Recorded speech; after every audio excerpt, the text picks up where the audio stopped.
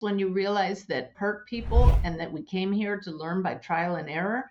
The prayer or statement or mantra, whatever you want to call it, that has made the biggest difference for me is to say to higher consciousness, forgive me for ever thinking I was anything less than love. Because that's when we make mistakes, when we don't realize we're not only human, that we're souls. So it's really forgive me for that action, because if I had remembered I was a soul, I wouldn't have done that.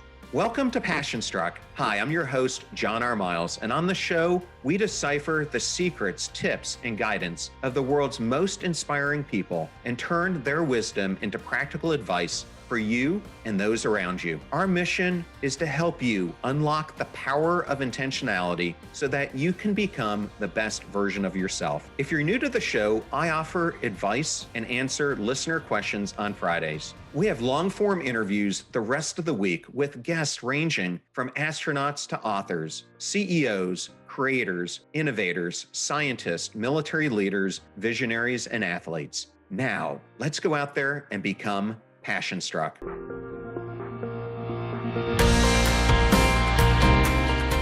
I am so excited and honored today to have Suzanne Giesemann on Passion Struck. Welcome, Suzanne.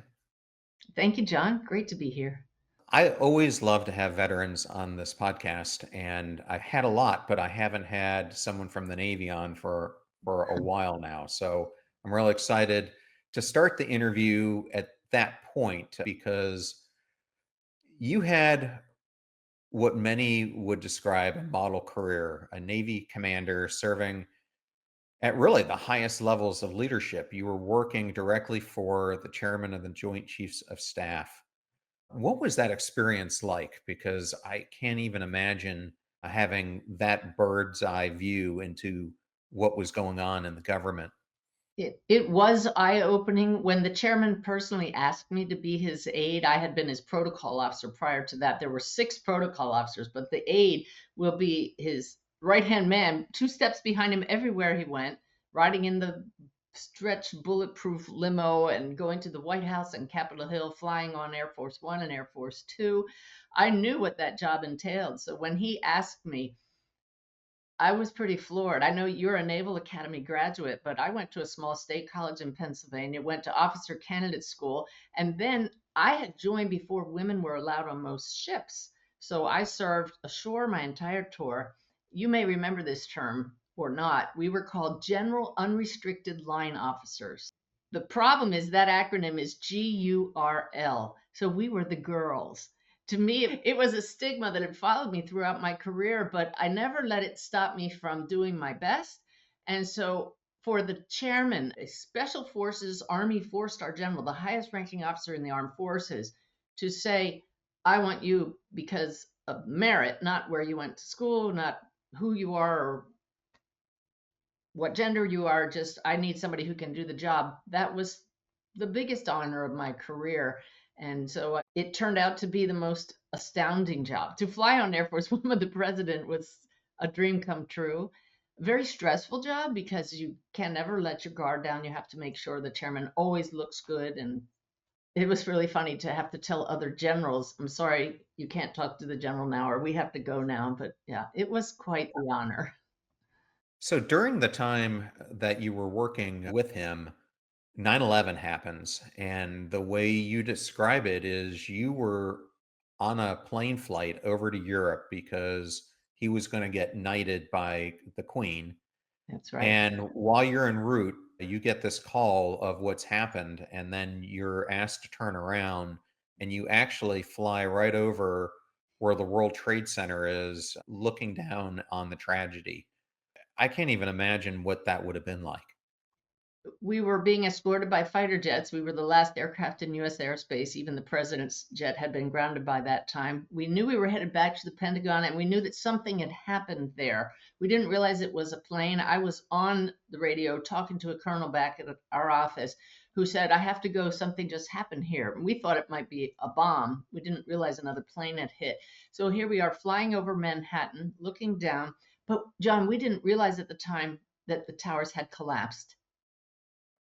So we found that out when we got back to Washington. But to get back and find out that it had been a jet, that flew into our building where we had just been hours earlier was absolutely stunning, but not no more so than stepping over jet engine pieces in the grass. I literally did that and watched them spraying water on this gaping hole where colleagues had been just hours earlier. It was a real wake-up call. Yeah, so when you landed, is that what you all did, is you went right from the airport right back to the Pentagon? Yes, normally when we rode around Washington and it was just the chairman, me, and his driver in that bulletproof limo. But this time we were met by several Suburbans, a police escort of 3 sedans and 10 motorcycles, but the streets were deserted. And off we went from Andrews Air Force Base to the Pentagon. And as we came across the bridge towards the Pentagon, you could see the smoke rising up from it. No cars around. It had been 3 or 4 hours since it was hit. Very sobering. Yeah, and when you got back, where in proximity were your offices to where the destruction happened in the Pentagon? It was 2 sides of the Pentagon away. And what the terrorists didn't realize, or they would not have hit it where they did, is that the side that they hit was the only side of the Pentagon that had just undergone the first phase of 5 phases of renovation. So all the walls in that section were reinforced for bomb blasts, and hardly any of the people had moved back into their offices yet. So that was a real miracle in the making right there. The bomb blast walls allowed it to stay standing for about 30 minutes so that those who were not in the direct impact site were able to get out. And it really minimized the death at the Pentagon. If they had hit on our side or any other side, there would have been thousands more killed. Yeah.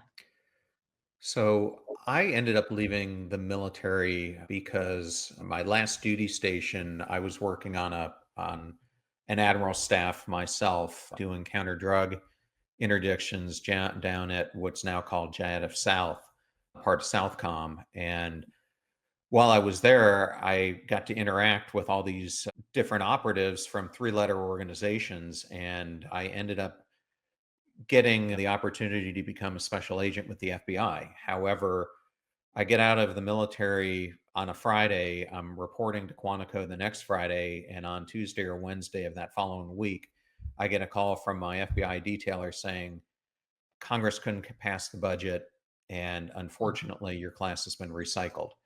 So Mm. that recycling ended up being an almost 40-month recycling before my class came back on. And at that point, I had moved on to Booz Allen, etc. So life had passed me by.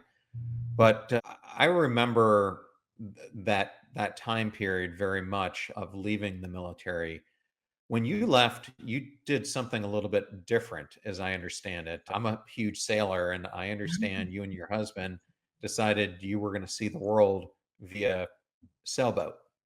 That's right. We'd both been longtime sailors. The whole time both of us were in the Navy.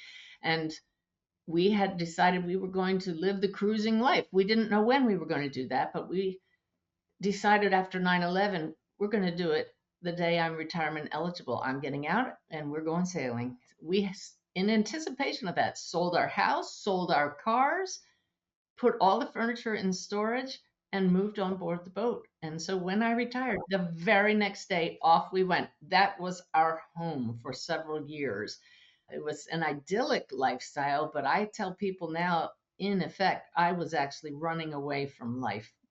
When they handed me a gas mask at the Pentagon after 9/11 and said, keep this in your drawer just in case, I just thought, I've served as long as I can as a GURL, as a girl in the Navy. What lies ahead is not really my passion. It would have been manpower and personnel. And I really didn't feel that I deserved, if I were to move on to admiral rank, to be standing equally with those who had been warriors in the Navy. That was my own personal belief system. And so I was very happy to have served 20 years and get out and went and lived our dream. Suzanne, as I was reading about your story, I saw almost like a mirror reflecting back on me. We had different careers. I ended up, after going into Booz Allen, I ended up transitioning into the private sector and ended up becoming a senior executive in Fortune 50 companies, ultimately becoming a CIO etc., in my career path. But it seemed like when we were both growing up, we had similar parents. My father was a former Marine and my mom was a teacher, but both of them were, I was the firstborn, and they had very high expectations on what I would be, what my sister would be. My brother got it a bit easier, but one thing I found was that I couldn't complain. I couldn't really express what was really going on.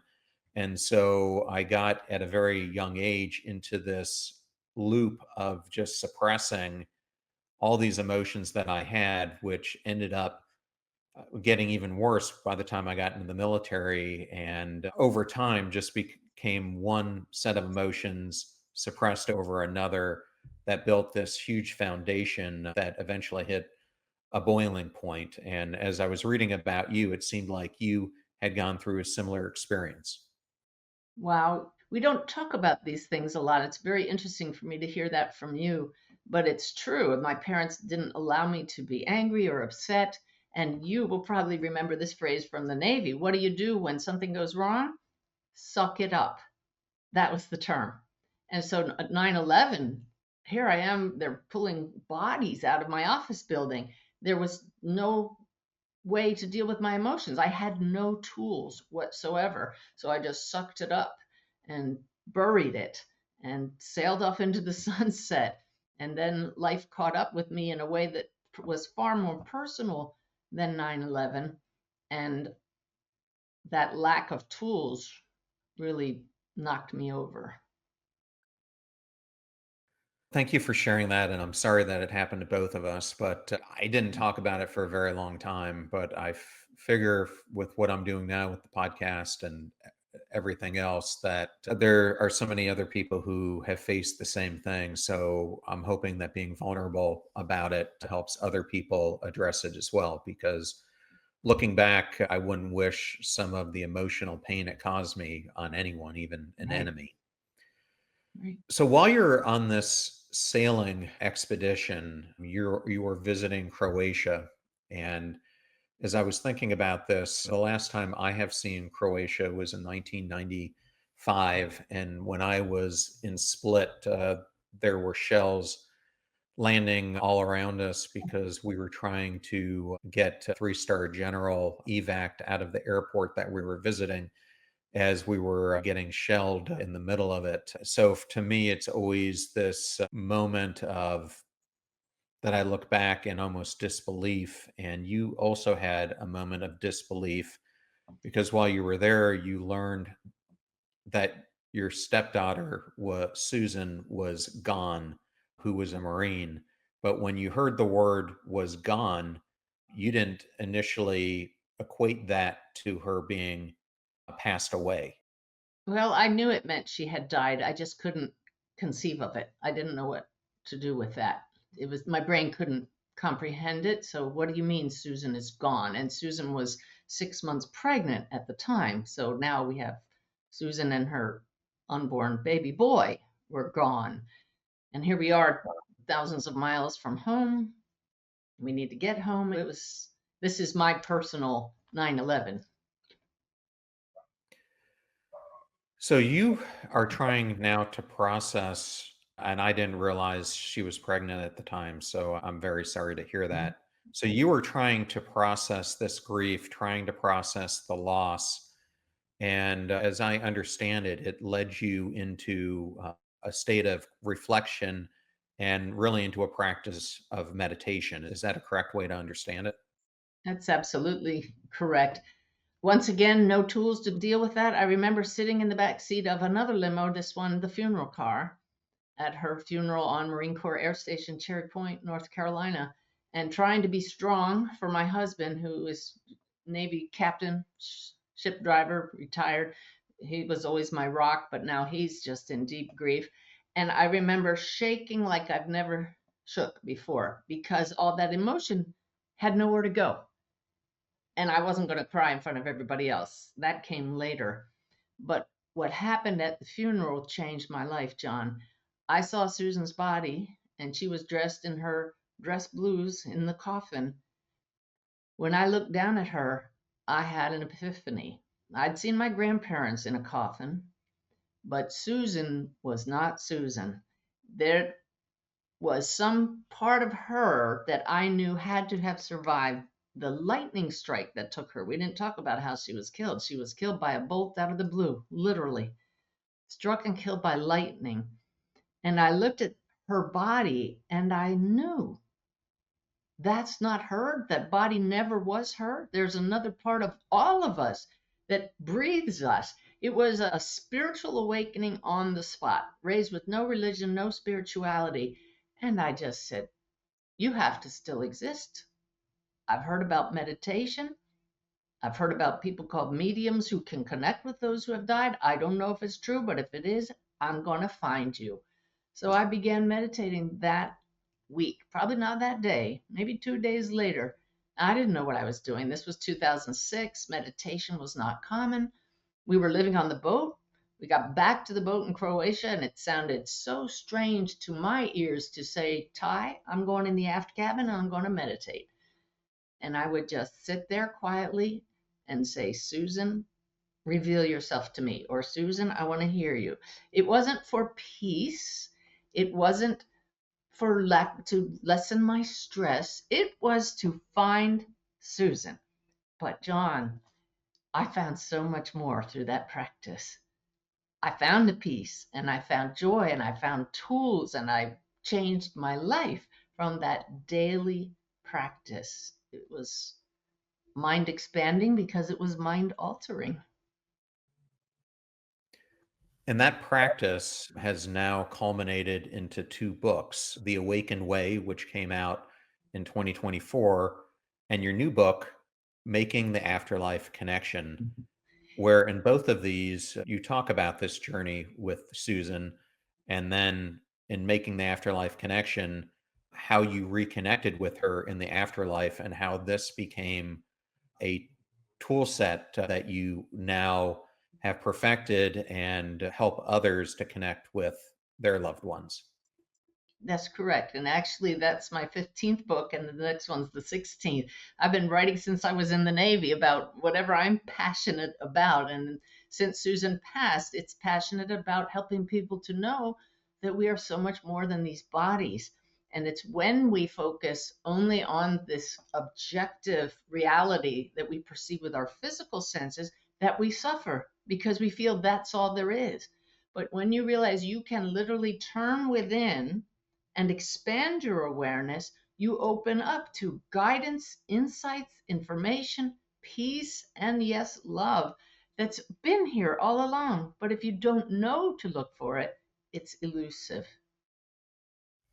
So, Suzanne, it's probably been a decade now ago, I had this friends of ours who put on this huge Halloween party. And when I say huge, there were probably 500 to 600 people in their backyard. It was a charity event that they would put on. But at this event, they would have bands playing and different vendors playing, but they also had different practitioners there. And one of them was someone who read palms, but had connections to the other side. And I didn't have much faith that this was a real thing or that this person possessed any superpower. I thought that they were there as an entertainment component of this event. And so I almost wasn't going to go up there and have her read me, but I remember this event. She starts looking at my palms and starts visibly shaking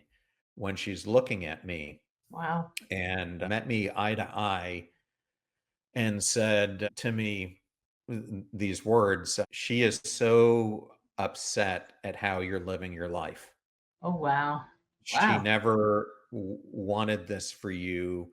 She never wanted you to take the journey that you have, and you keep suppressing your talents and you're not living the life that you're supposed to. And I'm just sitting here, what in the heck are you talking about? Who's this she? Yeah. And then out of so I asked her, like, who are you talking about? And she said, Amy, she's right here next to me. And Oh, she's really upset and she can't move on because you're not moving on yourself. And I have to say that the hairs on my skin like went right up because Amy had been my fiance and died tragically at a young age of cancer. And I have to say, after that, when I married someone who was completely different from her and ended up getting into an emotionally abusive marriage and had been suffering for years because not only had I suppressed things because of my parents, but I couldn't even say things to my wife because it was so emotionally painful. And Wow. I remember in this experience that they said that this path I had been on from a career perspective, etc., was the wrong one, and that a new person would come into my life and a new focus, and that my real path was to help people around the world live a life that mattered. And so everything started to click because I had been given this vision probably 7, 8 years before that, that I was supposed to help this group of people that were self-described to me as lonely, beaten, battered, bored, helpless, hopeless. And I had no idea what this meant or what I was supposed to do. But I think it was the first realization that I had that we could talk to people on the other side. And it came in a very profound way. And I understand, and I'm sorry for sharing so much, but I wanted to give Oh, you and it's the fabulous. listener Yeah. some context that you had a similar experience with a medium talking to Susan. That's right. And I took my husband to a medium because I had been reading books about them and trusted that if I could find someone who gave us evidence about Susan, being information about her that they couldn't possibly know, that they wouldn't find online, they didn't have my last name. I was open minded but skeptical. If we could find somebody that could do that, give us evidence, then I was going to give it a try. So I took my husband, found out, John, he didn't even know what a medium was, and now he's married to someone who does that work on the side. That woman brought through a young lady who passed in her 20s, wearing a brown uniform, who died very suddenly, she said, and she had a tingly electrical feeling running up and down her arm. There were many other things she told us, but the clincher was when she said, and she's bringing with her a little baby boy who she wants to introduce to you. Talk about life changing. It validated what my soul knew, that we are souls, but I didn't even know we were souls at the time. And so, yeah, right. Susan was right there. I knew it, and I just recommitted myself to learning more about the afterlife. And that's what I tell people now. Practice the 3 E's. Educate yourself about the greater reality. That's what's in my book, The Awakened Way. Educate yourself that you're not only human. Read experiences of people who died and came back, near death experiences. The second E is experience expanded states of consciousness for yourself. Spend more than 2 minutes in meditation, maybe 7, 12, 15, and start to listen and pay attention and notice how your thoughts arise. And then notice what stands out from the normal noise. And then the third E, engage voices, imagery, thoughts that stand out. Why did I just see that? Why did I hear that? Like you asked, who is this person who's talking to you? Engage it with a sense of curiosity, not closed minded, this is ridiculous, I'm too professional, but instead, what if? The attitude, what if what you and I are talking about could lead to this profound underlying awareness that all is well no matter what? This profound sense of connection with everyone, no matter who they are. I'll tell you, it'll change your life if you're willing to look at it. So you say that the awakened way is the soul's answer to our earthly challenges. And as I was reading the book, you brought up a phrase that I've now heard from two other mediums that I've interviewed, Rebecca Rosen and Susan Gra. And it's this concept that what we are living on during our human existence is, you all use the same word, earth school. Oh, yeah. And I think Rebecca described it to me this way that I remember. She said that before we come here, she was talking about Dwayne Dyer and that Dwayne had reached a higher level of his learning experience. But she was saying that what we do is we come back here with kind of a soul contract on things that we are supposed to learn during our time here. And it's typically an evolution of stages every time we come back. And that what she was explaining is that there are times in our life when we feel like we're on a glide path. And she said that's where you're in tune to your soul contract and you are working on the things you're supposed to work on. And then she said that there are times when you face huge challenges. And she said that those could be times where you've deterred from your path and you're getting recorrections because you need to go back to fulfilling the things that you were called here to do. Does any of that resonate with your understanding? It resonates, but I'm not sure that it applies in all circumstances. I tend to look at Earth School more like creative school. It's not that, by gosh, you came here to learn your lessons because you screwed it up in another lifetime. To me, it's the soul saying, oh, I'm already whole and complete. I'm already this masterpiece. But if I add a little more paint in this area, how would that improve what's already beautiful and wonderful? So we come here, and I know I came to learn patience. And I came to learn to allow others to express their emotions and not become uncomfortable, because that's what keeps coming up in my face. So these challenges are not, in my mind, corrections, they're opportunities to practice what my soul came here to do the best I could with. That's how I see it. And one of the concepts that I really liked from the book was that you talk about human BS, the human belief system. That's right. And can you explain what that human belief system is and how it's different from the reality that our soul journey could be taking?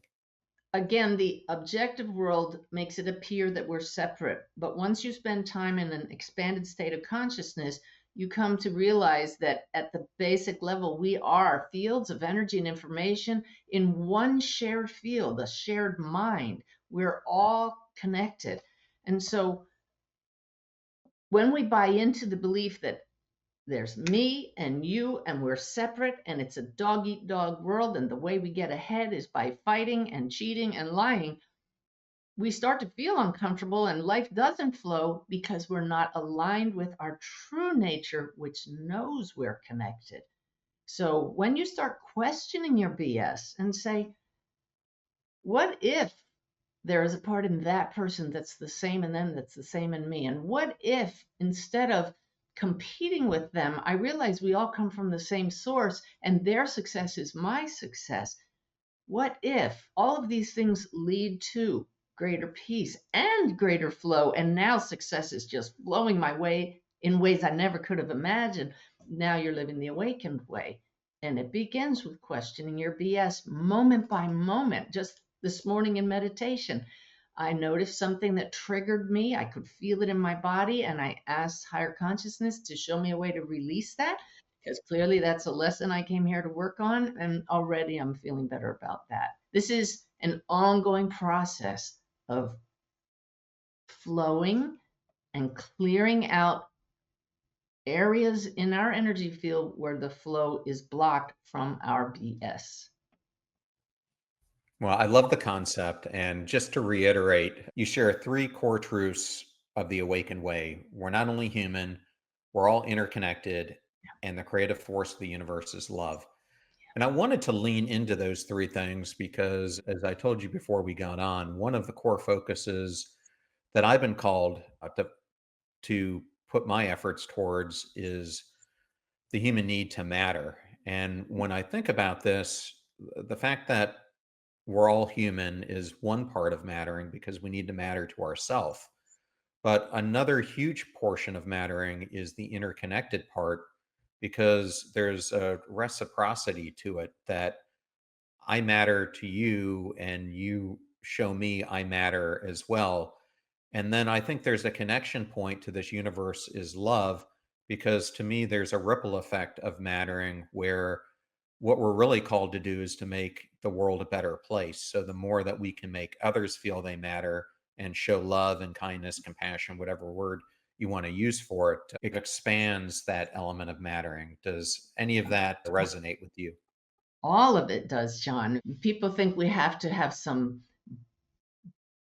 big purpose in life when really the purpose of life is to create and evolve and take back more love than you came here with. I was just shopping a couple hours ago, and the clerk just very routinely said, "Are you having a good day?" And I just lighted up and I said, "Boy, I sure am. I hope you are too." And you could feel her like, "Oh, most people don't talk to me that way." And she just lighted up right there. You could turn somebody's life around in the most mundane situations. And that's living the awakened way, realizing that in just an interaction, a service of any kind with other people, you are shining your soul's light. It makes a huge difference and it makes you want more of that. Yeah, I love that example because when I was at Lowe's, I worked with this gentleman, Steve Szilagyi, who was probably one of the best leaders. I shouldn't say probably, was one of the best leaders I had ever met. And I remember every time someone would ask him, "How are you doing, Steve?" He would always say, "Outstanding." And I Yes. asked him about it one time, and he said, I used to answer, "Okay," the typical things that people say. And he Mhm. said, I realized when I said outstanding, not only was I giving myself a positive way to think about how my day was going, but I was also telling the other person an uplifting version. So wherever they are, when I'm meeting them, they also get that inspiration that the day is outstanding. Great. And it's an energy. Every word, every thought you have actually goes out as energy that is felt first in a person's energy field. We don't realize the effect that we have on people just by changing what we radiate. Absolutely. So, Suzanne, one of the things that you say is that we are all shining beings and we're here to experience the fullness of life. I know for me, for many years, and I think it's possibly what Amy was saying, I was putting on a mask. I was showing up differently to the world than who I really was. And a way people could think about this is I'm an introvert, and being a senior executive in a company or in the military where you have a bunch of extroverts, I was having to show up as an extrovert because that's what people expected to see in these meetings. And I would get home and I would just be emotionally exhausted. But through time, I've learned how to take that mask off. But I think a lot of people struggle of how to trust that we are enough just as we are. How would you help a listener do that? I would start with my 3-minute daily practice. I call it the SIP of the divine. And military people love acronyms, John. So SIP stands for sit in peace. Who couldn't benefit from sitting in peace for 3 minutes a day? This practice takes away all excuses because you can't say, "I don't have enough time to meditate." If you have enough time to make a cup of coffee and sip it for 5 minutes, you can have a sip of the divine for 3 minutes. And I can't quiet my mind. The other thing that people say, well, you're not supposed to quiet your mind in the sip of the divine. You're supposed to watch your mind. So you just sit quietly, you relax with a nice deep breath. I talk about a specific breathing technique that's super easy in the awakened way called the vagus nerve breath. Take one of those vagus nerve breaths, and now you just sit quietly. You can ask a question, such as, "Who am I?" That's the best question any of us can start with. And you will ultimately, in just 3 minutes a day, if you stay with it for at least 3 weeks, start to realize you're so much more than your thoughts. You start to notice how negative many of your thoughts are, how repetitive, how unhelpful they are. And now you're saying, but if I'm noticing that, who is it? What is it that's noticing this? Could there possibly be a part of me that's beyond these thoughts? You might start asking, where are these thoughts coming from? But instead of just wondering, what if there's a higher being or some higher consciousness or my own higher self that would answer if I ask, Where are these thoughts coming from? And now I listen. This is a practice that gives you direct feedback and the direct experience of the light of consciousness that is our source. And it doesn't change, it doesn't judge you, it doesn't speak negatively. It is pure being. And that's the peace right there. Because when we don't have a story, there's nothing left but peace. And my definition of divine love, by the way, is lack of separation. When you realize you are intricately connected with this being state, and everyone else has it too, then I'm connected to all beings at that level. That's divine love. That doesn't go up and down. It's not conditional or unconditional. It's just present. And now your light just starts turning up naturally, and you're starting to really understand that what we've been looking for out there, doing silly things to get it, love, is already right here. Man, that's beautiful. And I wanted to use that as a segue to this question. What would you say to someone who's listening or watching right now who feels invisible, disconnected, like they don't matter, like they don't know what their purpose, it's not even purpose. They just don't feel like they're in sync with who they are. You've been listening to the voices that come from the left hemisphere of your brain that tend to create stories and build on those stories. And the more you sit in peace, the more you will dampen that left hemisphere voice and activate the right hemisphere of your brain that already knows we're connected, that knows only flow. As you bring those two hemispheres into balance, you'll realize that you do matter. You're not invisible to this source that knows every hair on your head, and that you can ask to feel the love they have for you, those in the higher realms. You can ask to see yourself in a wholly new light. This is a journey. Sometimes it happens in an instant by grace. Sometimes it happens over time and you realize you're more peaceful and you're talking to yourself more lovingly, and it no longer matters what other people say. And yet, people are starting to say more loving things. It builds on itself.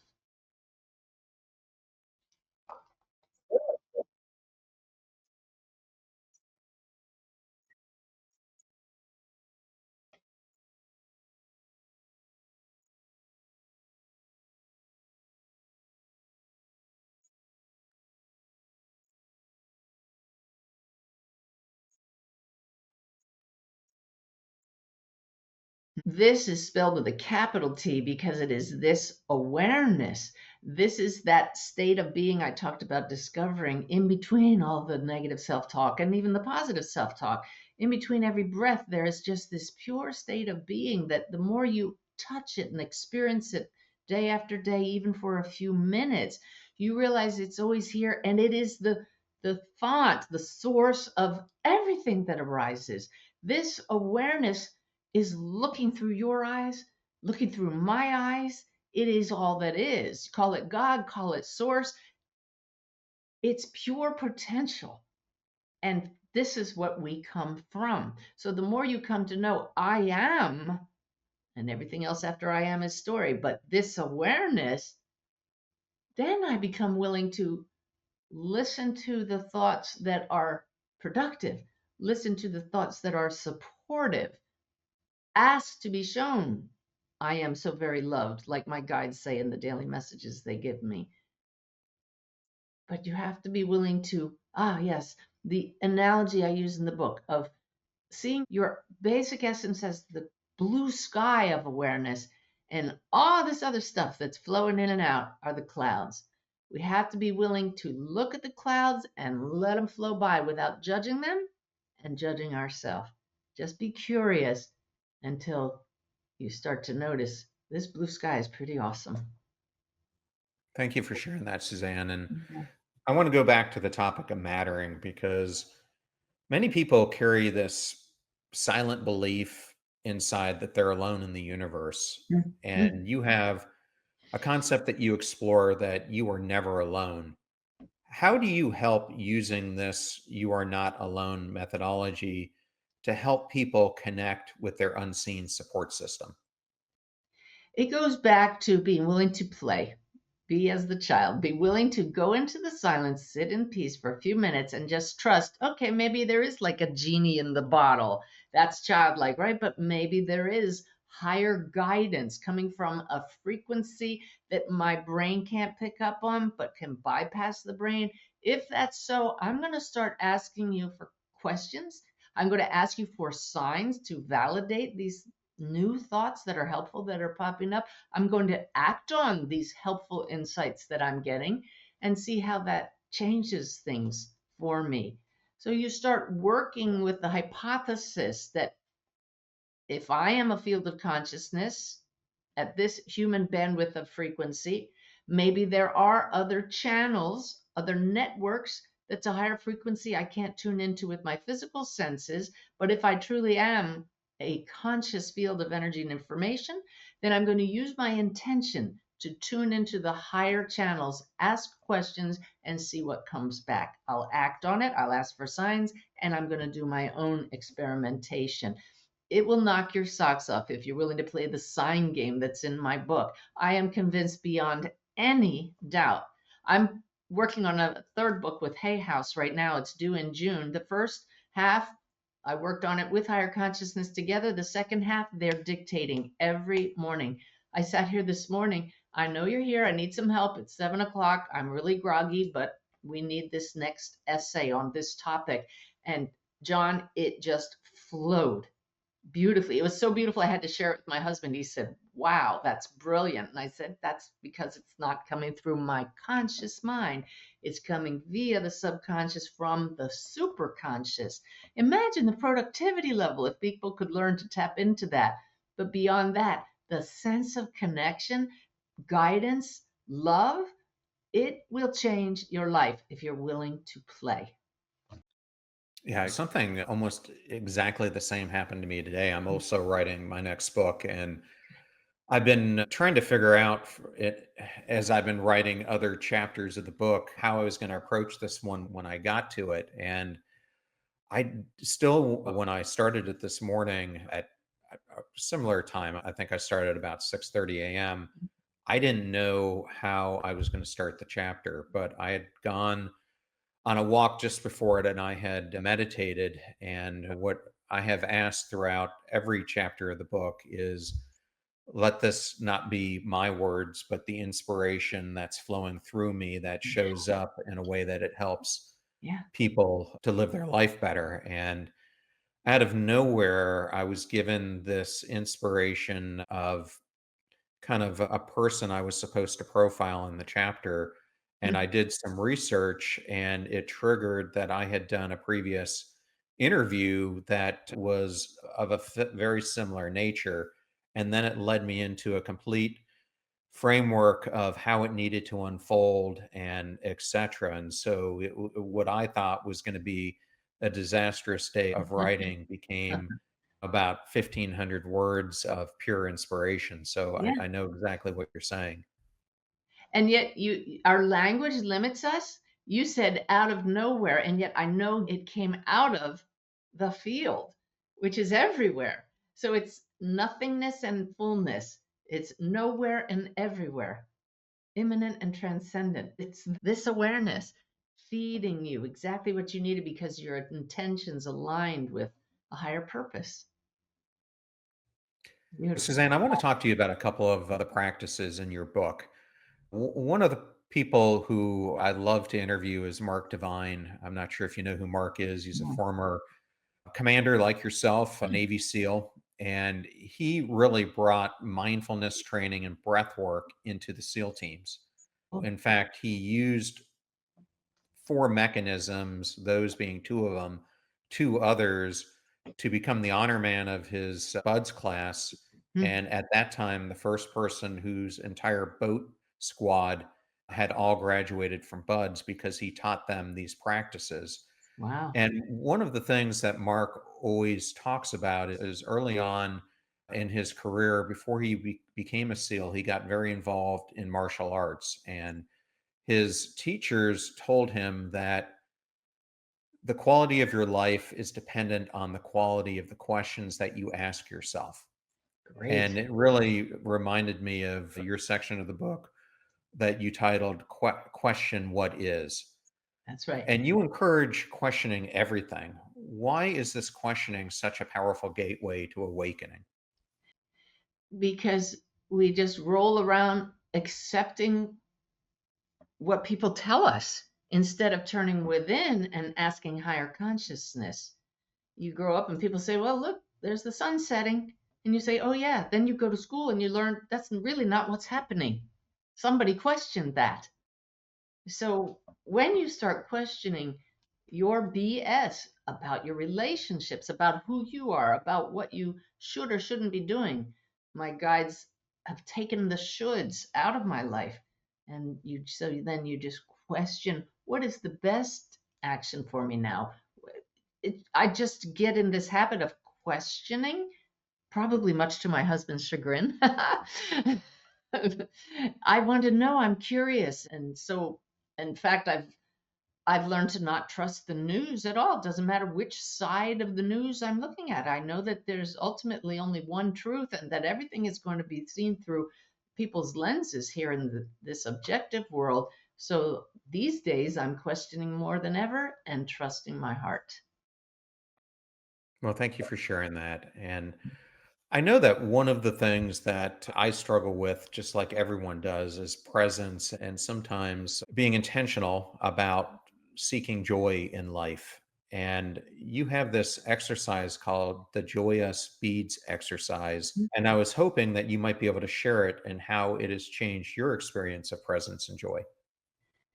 Yes, John, this is one exercise that for people who are new on the path of coming to know we're all connected can really put some resistance up to this one because its purpose is to get us to realize if we all arise from one shared field of consciousness, from one source, and we are all connected, then to say, I don't like that person or that person is whatever judgment you want to make is really criticizing the other finger on the other hand. You're all connected like leaves on a tree.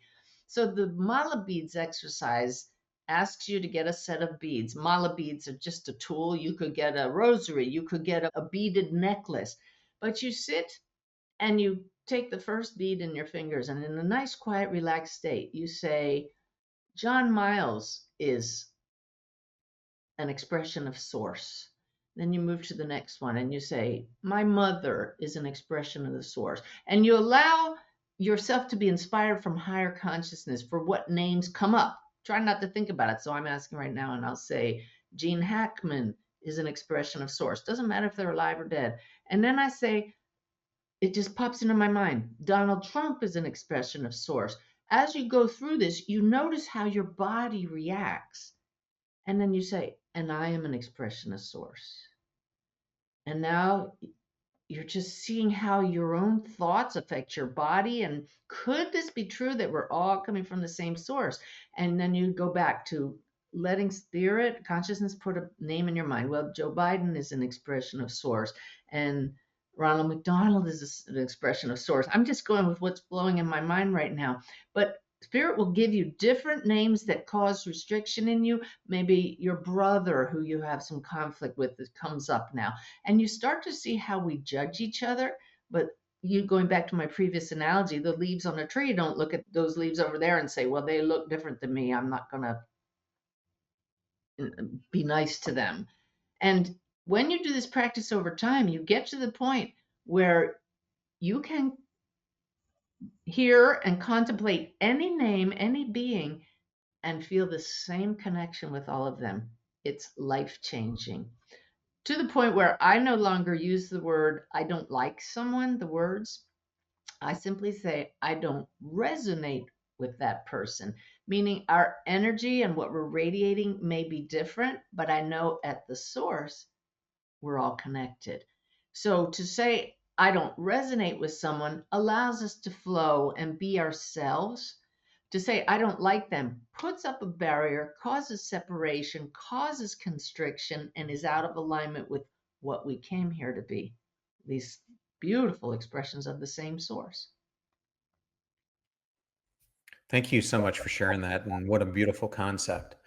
I wanted to go back to the vagus nerve. And this was something I wasn't that familiar with until about 5 years ago. I was reading Susan Cain's book, Bittersweet, and she was talking about the research of Dacher Keltner all around the vagus nerve. And I had no idea how much it played a role in our emotional healing and inner growth and our sense of compassion and awe and all these things. And it reminded me to think about this question. In the book, you talk about this emotional state and the emotional scars we have, and you refer to them as glowworms. If you work on them. Yeah. And so part of the emotional scars that we feel has to do with forgiving ourselves of these scars, because sometimes the scars are caused by ourselves and oftentimes they're caused by what other people do to us. What role has forgiveness, especially of self, played in your own healing journey? It's huge. It's instantaneous when you realize that hurt people and that we came here to learn by trial and error. The prayer or statement or mantra, whatever you want to call it, that has made the biggest difference for me is to say to higher consciousness, forgive me for ever thinking I was anything less than love. Because that's when we make mistakes, when we don't realize we're not only human, that we're souls. So it's really forgive me for that action, because if I had remembered I was a soul, I wouldn't have done that. And I slip up to this day and say something gnarly to my husband, and I immediately catch it because it's so out of alignment with who I know myself to be.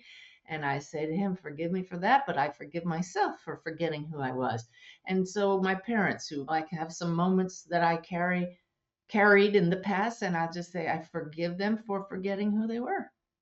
That's it. And then right away, you've just cut this cord that held you prisoner. That's what forgiveness does. That's what blame does to us. Thank you for sharing that. And my last question for you is for listeners who feel called to lead with more soul in their life. What's the first step to embodying that calling intentionally? I would ask higher consciousness to guide me. I would say, I don't know that I'm being guided, but I want to do the best I can. Please show me how to live my life and lead others from the highest possible place. Now you're not feeling like you're doing this alone. Now you're part of a team, and you're going to see how it unfolds with this new way of being. And then lastly, Suzanne, you have 16 books. You have this new book that's coming out. Where is the best place people can go to learn more about you and all the things that you're doing?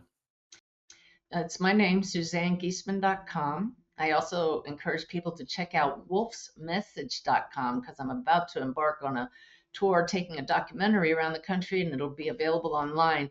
That story gave me the very first absolute proof I have that there is a greater reality and we are souls. It's a wow. So wolfsmessage.com and SuzanneGiesemann.com. Well, Suzanne, thank you so much for being here and sharing your incredible work with us. It's a real honor to have you on the podcast. And I'm just so awesome to see what former military leaders are now doing in the next chapter of their lives. So, love sharing your journey. Thank you so much, John.